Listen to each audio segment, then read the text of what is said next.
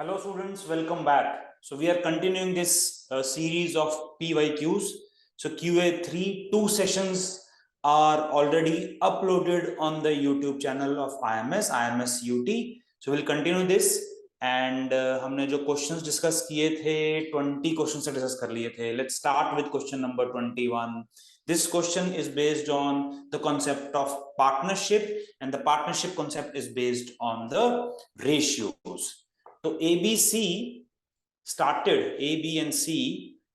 Let me have the settings for the pen. So pen and the color, let's say in color is this one. Okay, so A, B and C started a business by investing 40,000, 50,000, 60,000 respectively. So A 40,000, B is 50,000 and C is 60,000. After 8 months, B withdrew 10,000. तो जो profit का ratio होता है final, right, वो कैसे divide होता है? Simple concept है, इन्वेस्टमेंट, लेट्स से दो लोग हैं ए और B, investment of A into the time period of A for which A remain invested, ratio investment of B into time period of B. ऐसे अगर तीन लोग हैं तो उस हिसाब से I into T रेशियो के हिसाब से. तो A का 40,000 इन्वेस्टमेंट था, B का 50,000 बिगिनिंग में, 8 महीने बाद B विड्रू 10,000. तो दैट मीन्स B का जो इन्वेस्टमेंट है 50,000 फॉर 8 months and then 10,000 कम हो जाता है 40,000 for the remaining. Now if they remain invested for a year, तो remaining 4 महीने बचते हैं out of those 12 months. ठीक है. After 1 more month, C withdrew 40,000. तो एक महीना और, that means C remained invested for an amount of 60,000 for 9 months. अब 40,000 C ने विड्रू कर लिया, दैट मींस अब सी का जो इन्वेस्टमेंट है 20,000 रह गया. ठीक है. Find the ratio in which profit earned at the end of the year will be distributed. तो एक साल तक इन्वेस्टमेंट रहा, दैट मींस 8 months तक बी का investment 50,000 and for remaining 4 months B का इन्वेस्टमेंट 40,000. फॉर 9 months सी का investment 60,000 and for remaining 3 months C का इन्वेस्टमेंट 20,000. ठीक है. और ए का इन्वेस्टमेंट 40,000 फॉर 12 months. तो ये है रेशियो जिसमें finally profit will be divided. ठीक है. सॉल्व कर लेते हैं इसको. अब देखो, ध्यान दो कैसे मैं सॉल्व कर रहा हूं, बिकॉज वो भी जरूरी है. कैलकुलेशन पूरा करने की जरूरत कभी कभी नहीं होती है. आप देखोगे यहां पर 40,000, 50,000, 40,000, 60,000, 20,000, तो मैं 1000 को इग्नोर कर देता हूं क्योंकि रेशियो में सब कैंसल हो जाएंगे हर तरफ से. तो 12 और रादर मैं 4 zeros, if you see 4 zeros, 40,000, 4 zeros, 50,000, 40,000, 60,000, 20,000, 4 zeros सब में कॉमन है. तो 10,000 अगर मैं कॉमन ले लूं सब में से तो वो रेशियो में कैंसल हो जाएगा. तो 12 into 4 48. रादर मैं मल्टीप्लाई भी नहीं करूंगा क्योंकि काफी कुछ और हो सकता है कैंसिल हो जाए. सो 4 into 12, यहां पर 8 into 5 40 प्लस 4 into 4 16. ऐसा क्यों कर रहा हूं मैं? क्योंकि मैंने 10,000 कॉमन हटा दिया है. सो 8 into 5 40, 4 into 4 16, और फाइनली 9 into 6 54 and 3 into 2 6. ये मेरा फाइनल रेशियो है. सो 12 into 4 is 48, this is 56, this is 60. तो 4 के मल्टीपल्स हैं. सो 4 into 12 fours are, 12 fours are 48, 14 fours are 56, and 15 fours are 60. So my answer is 12 is to 14 is to 15. C option is the correct answer. तो देखो, calculation हमेशा calculation eight the end of the question solve करना चाहिए, क्योंकि अगर आपने बीच में calculation कर दिया और कहीं कैलकुलेशन में कोई एरर हो गया and you do not reach out to the answer, option में वो आंसर है ही नहीं है, तो आपको गलती, जो एरर है, मिस्टेक है, वो फाइंड करने में दिक्कत हो जाती है. और अगर आपने कुछ गलती की और वो वाला ऑप्शन है तो आपने वो टिक कर देना है, क्योंकि जो ऑप्शंस बनते हैं, the wrong options are also selected in a way where some of the students will reach out to those options because वो गलत तरीके से सॉल्व की हुई ऑप्शंस ही क्रिएट की जाती हैं। तो गलत तरीके से सॉल्व किया, वो ऑप्शन आ गया और आपने टिक कर दिया और आपका क्वेश्चन गलत हो गया। मतलब दोनों तरफ से नुकसान है, आपको ऑप्शन दिख रहा है बट आपके प्रोसेसेस गलत हैं और आपका कहीं ना कहीं बीच में कैलकुलेशन एरर हो जाता है, उस केस में गलत हो जाएगा। और अगर वो ऑप्शन नहीं है तो फिर आप शुरू से सॉल्व करने बैठोगे, कहाँ किस स्टेप में गलती हुई है समझ में नहीं आता है। उस प्रेशर सिचुएशन में सिंपल क्वेश्चंस भी कभी कभी खराब हो जाते हैं। तो please calculation eight the and, और जितना कैलकुलेशन कॉमन कैंसिल हो सके, जितना कम हो सके उतना बढ़िया रहता है। ठीक है, 22 क्वेश्चन नंबर। हाँ, वो चीज याद रखना कि क्वेश्चन को पहले सॉल्व करना फिर सोल्यूशन देखना। Two men P and Q, two men P and Q start together from place A से पी और क्यू। ठीक है,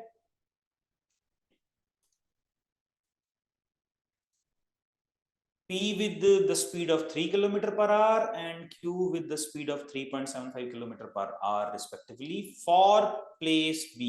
तो A से शुरू करके B तक जा रहे हैं। Q reaches half an hour before P।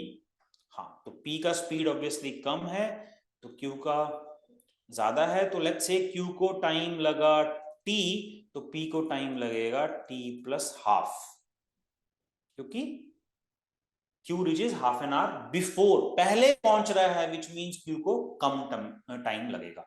और द डिस्टेंस, तो एक ही तो फॉर्मूला है टाइम स्पीड डिस्टेंस में, speed is equal to distance by time, which means distance is equal to speed into time. So distance is speed into time, दोनों को equate कर देते हैं। सो P का स्पीड, P का time, Q का speed, Q का time. मैं 3.75 को 3.75 का डबल जो होता है वो 7.5 है, तो मैं 7.5 डिवाइड बाय 2 ले लेता हूँ कैलकुलेशन को इजी करने के लिए।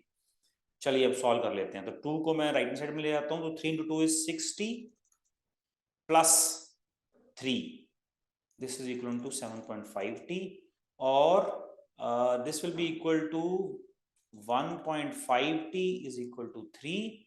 1.5 होता है 3/2, ये 3 कैंसिल हो जाएगा, t का वैल्यू आ जाएगा 2, t का वैल्यू आ जाएगा 2। हमें फाइंड करना है डिस्टेंस, तो कहीं भी सॉल्व कर लीजिए, t का वैल्यू इसमें 2 पुट कर दीजिए, तो 7.5/2 इंटू 2, 7.5/2 इंटू 2, मेरा आंसर आ जाएगा 7.5 kilometre. This is the answer.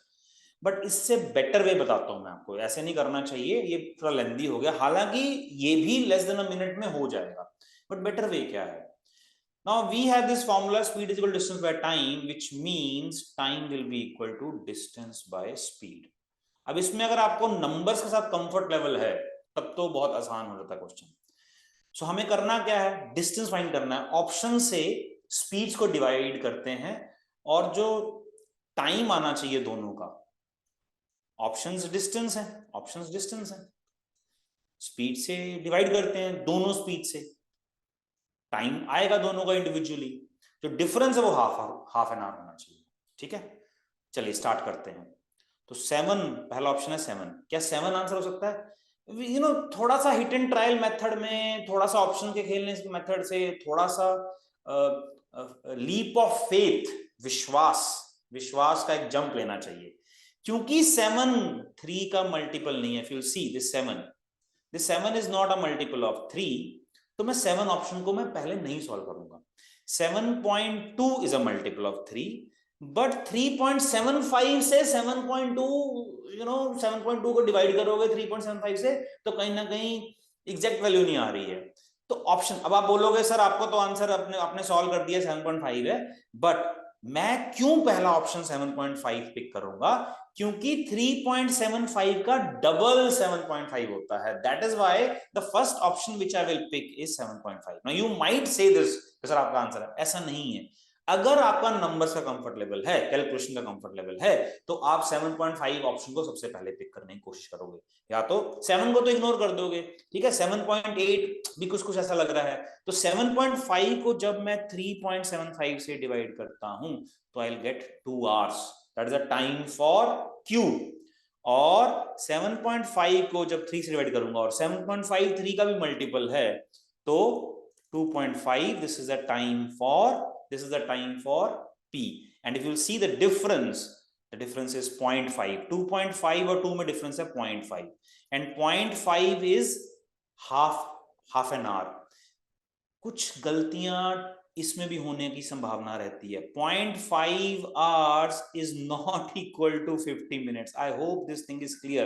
How will you convert hour into minutes? By multiplying the hour with 60. So 0.5 into 60 is 30 minutes. 0.5 is half an hour. Half into 60 is 30 minutes. Students गलतियां करते हैं कभी कभी, जैसे 0.4 hours is not 40 minutes. 0.4 hours is 0.4 into 60, 24 minutes. तो ध्यान रहे, ये भी गलती होने के चांसेस होते हैं. इजी क्वेश्चन है, बट जैसे मैंने कहा एक्चुअल एनवायरनमेंट में, प्रेशर सिचुएशन में ये सिंपल क्वेश्चंस भी गलत हो जाते हैं और होते ही हैं. 23rd, अब देखिए थोड़ा सा ये DI बेस्ड क्वेश्चन है. Let's try to solve this question as well. Degree wise breakup of expenditure of a family in a month is shown in the pie chart. Total amount spent in a month is 45,800. What is the amount spent by the family on commuting? Ab commuting is 79.2 degrees and total revolution is 360 degrees. So 360 degree total revolution, total amount spent is 45800. What will be 79.2 degree? Unitary method, cross multiply, 360 नीचे, 79.2 ऊपर. So my answer will be 45800 divide by 360 into 79.2. अब इसको आराम से solve करना है. अब देखिए पूरा कैलकुलेशन है, तो हो सकता है कैलकुलेशन ज्यादा रहता है तो कभी ना कभी कंफ्यूजन तो हो ही जाता है. So how to solve this question. अभी आप देखना मैं कैसे इसको सॉल्व करता हूँ क्वेश्चन को. ठीक है, कैलकुलेशन को कम से कम करने की कोशिश करनी है. ऑप्शंस पे नजर तो होनी ही चाहिए. If you see the options, है ना, वो रहनी चाहिए ऑप्शन में. Okay, perfectly fine. तो हम क्या करते हैं, पहले 79.2 है, so let me write this as 45800 into, rather 00 से बेटर ये है कि मैं 10 लिखूं इधर और 792 लिख दूं इधर, और नीचे है 360. रादर ये भी मैं कैंसिल कर देता हूं. ठीक है, अब अगर 4 से डिवाइड करते हैं तो 4 into 9, 4 into 1 is 4, 4 9s are 36, 198. Right, अब ये 9 है, अब ये 9 का मल्टीपल है, 9 का मल्टीपल आ रहा है, विच मीन्स 9 into 2 is 18, 22. अब देखो लास्ट डिजिट से पकड़ लेंगे, पूरा मल्टीप्लाई करने की जरूरत ही नहीं है. मेरा आंसर आ रहा है 458 into 22. लास्ट डिजिट से पकड़ते हैं. 8 2 क्या होता है 16. मेरा आंसर डेफिनेटली फर्स्ट ऑप्शन है. पूरा सॉल्व करके भी देख लोगे तो ऑब्वियसली फर्स्ट ऑप्शन आएगा. It can not be ending with 4 और 0 और 2. मैं लास्ट डिजिट से पकड़ लिया. ठीक है, वैसे देखोगे तो ऑब्वियसली ये आंसर है 458. तो मैं पहले 450 को 22 से अगर मल्टीप्लाई कर लूं, प्लस नहीं सॉरी 22 से मल्टीप्लाई करना है. करने की जरूरत नहीं है, मैं आपको सिर्फ एक्चुअली दिखा रहा हूं कि सही आंसर है. 415 into 22 and then 8 into 22. Now 450 into 20 is 9,000. 450 into 2 is 900. 8 into 20 is 160 and 8 into 2 is 16. तो ये बना 6 7 0 10 10076. ये करने की जरूरत नहीं है, मैंने फिर भी आपको कैलकुलेशन करके दिखाई है just to confirm the answer. यहीं पर देखकर हम 8 to the 16 it will end with 6. यहीं पर आपको फर्स्ट ऑप्शन टिक करना है. Okay fine fine fine. हम 24th क्वेश्चन पे पहुंच गए हैं. 100 क्वेश्चन की सीरीज है, प्रैक्टिस कर लेना अच्छे से. ठीक है, भूलना मत, छोड़ना मत. चलिए, the average weight of ABC is 60. Average क्या होता है, simple average is sum divide by number. ये होता है सिंपल एवरेज. तो A, B और C डिवाइड बाय 3 is 60. यही होगा ना. अब एक बार लिख के दूंगा, बाकी दो में नहीं लिखूंगा. A plus B plus C, तीनों का sum of weight divide by 3, this is 60. That means A plus B plus C will be 60 into 3 180. ये पहली कंडीशन है. If the average weight of B and C is 50, average weight of B and C is 50, that means sum will be 100. and that of A and B is 52. A and B average is 52. That means sum is 104. तो तीन equations है, observe करो तीनों equations को. What is the weight of B? अब तीन equations है, तीन वेरिएबल्स है, यू नो कैंसिल करने की जरूरत नहीं है, ऑब्जर्व करो. करें क्या? अगर मैं तीनों इक्वेशंस का नंबरिंग दे देता हूं 1 2 3. अगर मैं सेकंड इक्वेशन और थर्ड इक्वेशन को ऐड करता हूं, what will I get? I will get a plus 2b plus c. Observe, हर चीज लिखने की जरूरत नहीं है एक्चुअल एग्जामिनेशन में भी, ठीक है ना? ध्यान से देखो, हर चीज को लिखने की जरूरत नहीं होती है, राइट? अगर आप देखोगे, जस्ट अ सेकेंड,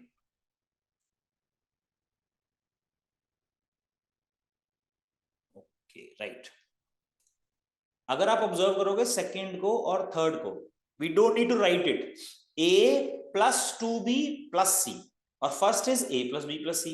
अब सेकंड और थर्ड को ऐड करोगे तो you will get 104 plus 100 204 and you will get a plus 2b plus c. और फर्स्ट को माइनस करोगे, a और c कैंसिल हो जाएगा, 2b माइनस b b आ जाएगा, और 204 में से 180 माइनस करोगे, इधर आ जाएगा a plus 2b plus c minus a minus b minus c. ये cancel, 2b minus b is b का value is 204 minus 180 which is 24. Second option is the correct answer. Easy question है, इस तरीके से formulation करोगे equation का तो question obviously बहुत आसान हो जाता है. Question number 25, if 2a square minus 3b square by a square plus b square is 2 by 41 then a is to b. तो एक ट्रायल एंड एरर का मेथड पहले बताता हूं, फिर आपको लेंथी मेथड बताता हूं. पहले ट्रायल एंड एरर.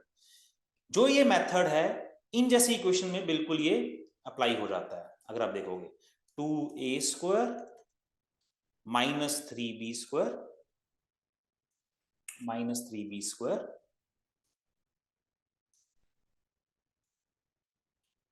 और डिनोमिनेटर में है a square plus b square. हमें a टू b चाहिए. ये जो मेथड है तभी अप्लाई करो क्योंकि रेशियो फाइंड करना ना. जब ऊपर भी देखो, अगर आप ऊपर देखोगे a स्क्वायर है, b स्क्वायर है, a स्क्वायर है, b स्क्वायर है, तब तो अप्लाई हो जाएगा.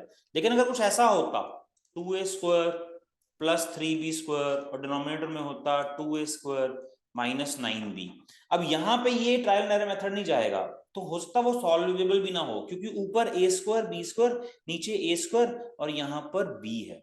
That means the longer method का तरीका क्या होता है कि अगर मैं न्यूमरेटर और डिनोमिनेटर को b स्क्वायर से डिवाइड करूं, ऑब्जर्व करना, a square by b square minus b square by b square. Numerator denominator को b स्क्वायर से डिवाइड कर दिया, a square by b square, b square by b square. ये cancel हो जाता है, ये कैंसिल हो जाता है, a और b का होल स्क्वायर हो जाएगा.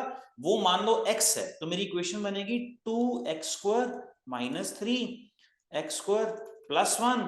This becomes 2 by 41. Cross multiply करके x स्क्वायर फाइंड हो जाता है और x की वैल्यू फाइंड हो जाती है. ये तरीका है लॉन्गर मेथड. बट क्योंकि यहां पर ऊपर भी डिग्री और देखोगे तो 2, इफ यू विल सी 2 इधर 2 इधर 2 इधर 2 इधर, तो आप ट्रायल एंड एरर मेथड करिए. ठीक है, समझ में आ रही बात है क्या नहीं आ रही? अब इसको मैं सब इरेज करके आपको ट्रायल एंड एरर मेथड से ही करता हूं. ठीक है, चलिए. सो मुझे a is to b find करना है, ऑप्शन से करता हूं. a is to b is, let's say first option is 5:4. तो a की वैल्यू रेशियो है ना, तो 5h 4h ऐसे भी कर सकते हो, या a की वैल्यू 5 पुट कर दो इस इक्वेशन में जो गिवन इक्वेशन है, और b की वैल्यू 4 पुट कर दो गिवन इक्वेशन में. और देखो ये 2 by 41 आंसर आ रहा है कि नहीं आ रहा. ठीक है, क्योंकि अगर 5h और 4h भी करोगे तब भी h कैंसिल हो जाएगा. तो मैं सीधा 5 और 4 करता हूं. तो you have 2, 5 square is 25 minus 3, 4 square is 16 divided by a square, 5 square is 25, b square is 16. So you get 25 into 2, 50, 50 minus 16 is a 48. So 50 minus 48 is 2 और 25 plus 16 is 41. So 2 by 41 it satisfied. मेरा answer आ गया first option. खत्म हो गया सवाल. Otherwise फिर वो lengthy method से x को सोचकर करना होगा. Moving on, question number 26. A wholesaler sells a jacket to a retailer at a profit of 5%. So wholesaler है, let's say उसका cost price 100 है, रिटेलर को 5% प्रॉफिट पे बेचता है. तो रिटेलर को कितने का मिला? 105. 100 का 5% 105. retailer sells it to the customer at a profit of 10%. So 105 का 10% is 10.5. So 105 में 10.5 ऐड किया 115.5, तो कस्टमर को 115.5 में मिला। कस्टमर ने पे किया 4158, तो cost price of the jacket for the wholesaler, तो ये फाइंड करना है। That means if 115.5 is equivalent to 4158, then 100 is equivalent to what? Cross multiply method बताया हुआ मैंने, सारे सेशंस अच्छे से देखना। थर्ड सेशन है ये QA का, so you have 4158 divided by 115.5, cross multiply ये नीचे और 100 ऊपर। अब देखो ध्यान से, इसको मैं सॉल्व करता हूं। अब आप देख सकते हो सारी ऑप्शंस में, if you see all the options are ending with 0, तो बड़े ध्यान से करना पड़ेगा।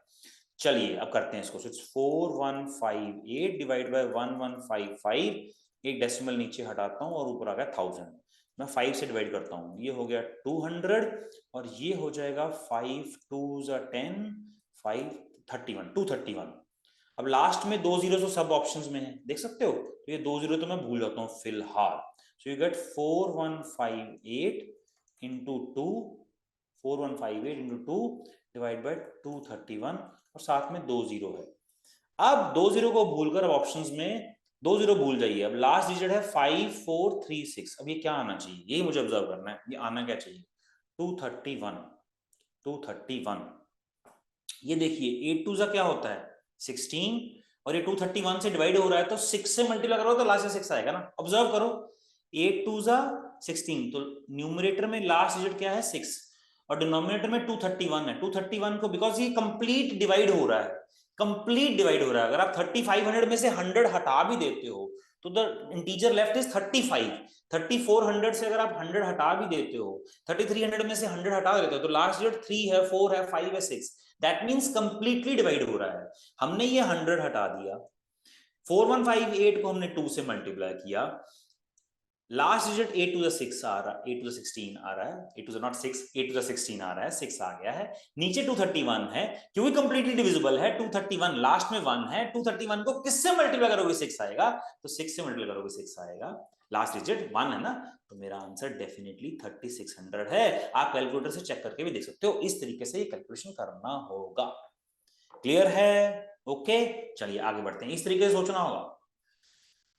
27, 9 boys can complete a work in 360 days. So you have 9 boys, they can complete a work in 360 days. 18 men can complete the same work in 72 days. The work is constant. 12 women can complete it in 162 days. Now we have, in how many days can 4 men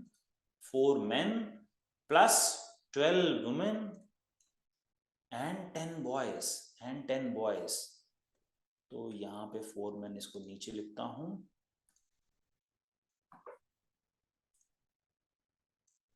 so you have earlier 9 boys, now we have 10 boys, you have 4 men and you have 12 women। तो पहले 12 women 162 days, अभी भी 12 women 162 days ही रहेगा ना, कोई change नहीं आएगा, because number of women remain same. तो if 12 women completes the work in 162 days, in one days work of 12 women, 1 days work of 12 women is 1/162, ठीक है, 1 डेज वर्क ऑफ 12 वुमेन। अब देखो यहां पर, if 9 boys complete the work in 360 days, 10 boys will complete the work in how many days? अब यहां पे unitary method ऐसे नहीं लगेगा, बिकॉज ये इनवर्स रेशियो है। If 9 boys complete the work in 360 days, 1 boy will complete the work in 360 by 9 या 360 into 9। सोचो, अगर 10 लड़के किसी काम को 180 डेज में करते हैं, तो एक लड़का उस काम को 1800 दिन में करेगा, 180/10 नहीं होगा, रेसिप्रोकल है ना, because number of days and number of boys will B inverse, जैसे जैसे बॉयज बढ़ जाएंगे नंबर ऑफ डेज कम होंगे, इस तरीके से। So 1 boy will be able to complete the work in 360 into 9 and 10 boys, now it will be divided by 10। तो अगर एक लड़का 1800 दिन में कोई काम करता है तो 10 लड़के 180 दिन में कर देंगे, इनवर्स रेशियो। तो अब ये 10 बॉयज ये डिवाइड करना पड़ेगा, तो मेरा आंसर यहां पर आएगा 36 into 9। That means 10 boys will be able to complete the work in 36 into 9 days। So 1 day's work of 10 boys, 1 day's work of 10 boys will be 1 by 36 into 9। Observe करो, 1 by 36 into 9। अब यहां पे आओ, 18 men can complete the work in 72 days, 1 man can complete the work in 72 into 18, right? ज्यादा हो जाएगा obviously, and 4 men will be able to complete the work in 72 into 18 by 4, which is 18 का square, which is 324। So 4 men will be able to complete the work in 324 days। 1 day's work of 4 men will be 1 by 324। बहुत ही बढ़िया, अब calculation easy हो जाएगा। ठीक है, calculation easy हो जाएगा। ये क्या बन रहा है देख ले जरा, ये बन रहा है 9 6 54, बहुत ही बढ़िया 324। सो इसको भी मैं 2 से मल्टीप्लाई और 2 से डिवाइड कर लेता हूं। सो 1 days work of 4 men, 12 women and 10 boys is 2 by 324। देखो 162 का डबल, बिकॉज डिनोमिनेटर सेम आ जाएगा, right? So 162, which is 324, 2 by 324, and 1 by 324 plus 1 by 324 is again 2 by 324। Add कर दिया, टोटल आ गया मेरे पास, टोटल मेरे पास आ गया 4 by 324, which is 1 by 81। So 1 day's work is 1 by 81, so complete work will be 81 days। ये option second पड़ा, बहुत अच्छा क्वेश्चन है।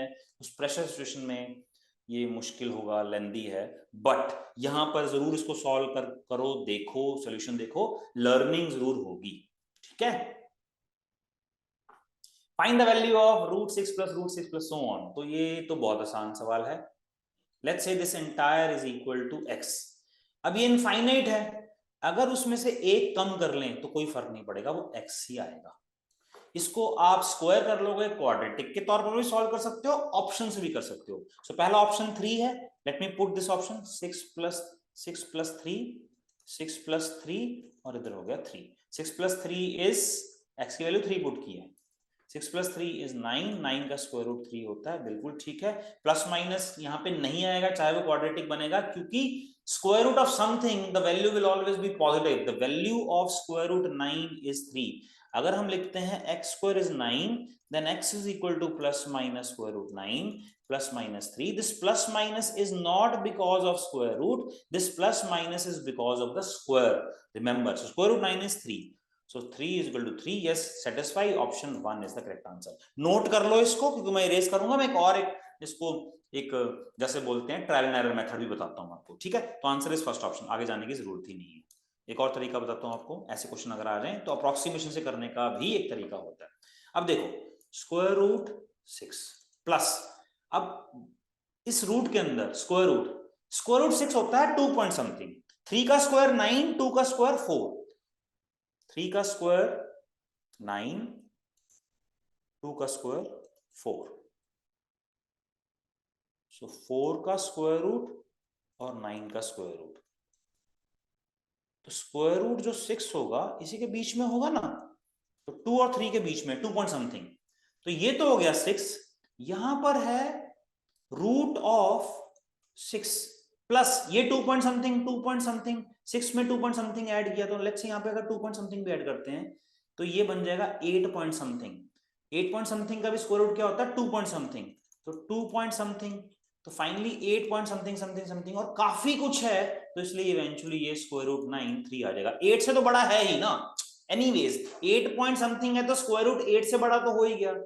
ठीक है, 6 तो नहीं दिख रहा, 36 तो नहीं बन जाएगा ना, ये 6 का मतलब क्या हुआ, स्क्वायर रूट 36, और इससे तो बड़ा है ही, 2 से तो बड़ा है ही, 2 पॉइंट समथिंग है स्क्वायर रूट 6, तो ऑब्वियसली आंसर फर्स्ट ऑप्शन आ जाएगा। ये ट्रायल एंड एरर से अप्रोक्सीमेशन से भी कर सकते हो। ठीक है, on compound interest 2000 amounts to 226.05 in 2 years। So let's say rate of interest is r, 1 plus r by 100 raised to the power 2, this becomes 2226.05। what is the rate of interest per annum। अब ये तो एक square root वाला method भी है, formula method, p into 1 plus r by 100 raised to the power n, this becomes amount. ये formula method है. या कंपाउंड इंटरेस्ट में क्या होता है, if we start with 100 and let's say 10% is rate of interest, after 1 year it becomes 110. फिर इसमें अगर 10% ऐड होगा, कंपाउंड इंटरेस्ट में क्या होता है, इस 110 का 10% होगा, विच मींस 11 ऐड होगा, विच मींस 121 बन जाएगा. नेट इफेक्ट 21% आ जाएगा. सिंपल इंटरेस्ट में प्रिंसिपल रिमेन्स द सेम, 100 पे ही 10% ऐड होगा. ये डिफरेंस है. तो एक तो ये फॉर्मूला मेथड है अमाउंट का, सॉल्व कर सकते हो, या एक ट्रायल मेथड बताता हूं, वो आप समझिए. Formula method I am sure आप कर ही लोगे, तो आपको आदत है ही स्कूल से, बट हम अलग मेथड से करते हैं.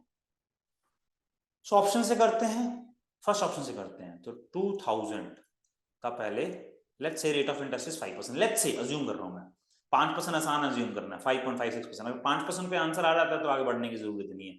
इन जैसे क्वेश्चन पे जनरली आंसर बहुत आसानी से आ जाता है. Let's check 5%. 2000 का 5%, 2000 का 10% इज 200, 10% इज 1/10. So 2000 का 10% इज 200, 5% इज 100. तो यहाँ पे क्या बन गया, 2100. 2100. अब 2100 का, फिर अब इसका 5%, किसका, 2100 का. 2100 का 10% कितना हुआ, 210. 210. और 2100 का 5% कितना हो जाएगा, 105. तो अगर इसमें 105 ऐड करता हूं तो ये बन जाएगा 2205. या सो लेकिन ये बन क्या रहा है, 226.05. तो ये आंसर तो नहीं. अब मैं चेक करूंगा थर्ड ऑप्शन, और अगर 6 आंसर आ जाता है, 6 से ज्यादा आ रहा है तो मेरा आंसर 5.5 है, मेरा क्वेश्चन खत्म हो जाएगा. देखते हैं 6 पे चेक करते हैं. 2000 का 6%, अगेन वही चीज, 1% इज 20. 1% जो 1% होता है 1/100 होता है. तो 2000 का 1% इज 20, 6% इज 120, 6% इज 120. तो 120 जब मैं ऐड करूंगा तो ये बनेगा 2120. फिर इसका 6% ऐड करता हूं, 1% इज 21.2 इंटू 6.05 आ रहा है. देखते हैं, ये बनेगा 6 2 12, 1 7 and this is 127.2. so 2120, 127.2, obviously ज्यादा बन रहा है. देखो 7 4 2247.2, 2247.2, और है कितना, 226.05. तो 6% पर ज्यादा आ रहा है, तो आंसर 6 से ज्यादा नहीं होगा, कम होगा. मेरा आंसर 5.5% है. फॉर्मूला लगाकर कैलकुलेटर में चेक कर लेना. इस तरीके से आप अप्रोच कर, बिकॉज 5.5 कैलकुलेशन करना थोड़ा मुश्किल हो जाएगा. ठीक है, राइट. कहते तो दिखाई देता हूं, चलो दिखा देता हूं. वैसे आंसर मेरा 5.5% आ गया, क्वेश्चन यहीं पर खत्म हो गया. एक्चुअल एग्जामिनेशन सिनेरियो पे क्वेश्चन यहीं पर खत्म हो जाना चाहिए. ठीक है, but let me show you the detailed explanation also. मेरा आंसर 5.5 है. सो 2000 का 5.5%. सो 2000 का 5% कितना था, 100. अब देखो 0.5% कितना होगा, 5 को 10 से डिवाइड करूंगा तो 0.5% बनता है. तो 100 को 10 से डिवाइड करूंगा तो 10, तो ये आधा परसेंट है. तो 5.5% इज 110. तो इसमें 110 ऐड हुआ, तो ये बनेगा 2110. अब इसका 5.5%, पहले 5% निकालता हूं, फिर उसको 10 से डिवाइड करूंगा तो 0.5% हो जाएगा. देखो कर क्या रहा हूं मैं, 5% को अगर मैं 10 से डिवाइड करता हूं तो I will reach out at 0.5%. And 5% निकालने के लिए मुझे क्या करना पड़ेगा, 10% को 2 से डिवाइड करना पड़ेगा, and I will get at 5%. अब इसका 5%, 10% इज 211 एंड 5% इज 105.5. सो 2110 में 105.5 पहले ऐड कर लेते हैं, ये बन जाएगा आपका 2215.5, और 0.5% ऐड करना है, यानी कि इसको 10 से डिवाइड करके, यानी कि 10.55 और ऐड करना है. चलिए जी पहुंच गए हम. 5 10 1 6 2 2 2 2 2 6.05. Second option obviously 5.5% is the correct answer. ठीक है, क्लियर है. इस तरीके से आप कैलकुलेशन कर सकते हो. काफी तरीके होते हैं कैलकुलेशन करने के लिए, और वो आपको सीखना चाहिए परसेंटेज के तौर पर. परसेंटेज स्ट्रॉन्ग कर लो, अरिथमेटिक का काफी कंपोनेंट स्ट्रॉन्ग हो जाता है. Question number 30. A certain weight in kg is divided into 2 parts. कोई weight है, उसको 2 पार्ट्स में डिवाइड कर लिया, such that 5 times the first part. So let's say this first part is x, So 5 times the first part x and the second part. A certain weight is divided into parts, so that 5 times the first part added to 11 times the second part makes 7 times the whole weight. Makes 7 times the whole weight. The ratio of the first part to the second part is. So ratio find करना है. The first part and second part. Let's say second part is y. Let's say second part is y. So first part is x, second part is y. So condition is 5 times the first part added to 11 times the second part makes 7 times the whole weight. Whole weight is w, which is nothing but the sum of both the parts, x plus y. So you get 5x plus 11y, 7x plus 7y. The ratio of first part to second part पूछा है, first part to second part. That means we need to find x by y. हो गया solve question. 7x minus 5x is 2x. 11y minus 7y is 4y. X by y is 4 by 2, which is 2 ratio 1. Option third, ध्यान रहे, first option is also the is there, तो गलती ना हो. 1:2 नहीं है, आंसर है x ratio y, which is 2:1. Third option is the correct answer. So this completes this session. We'll continue. We'll complete 100 very important and questions from past year, जहाँ पे सीखने को हर क्वेश्चन में कुछ ना कुछ सीखने को मिल रहा है. Till the next video, thank you and bye bye.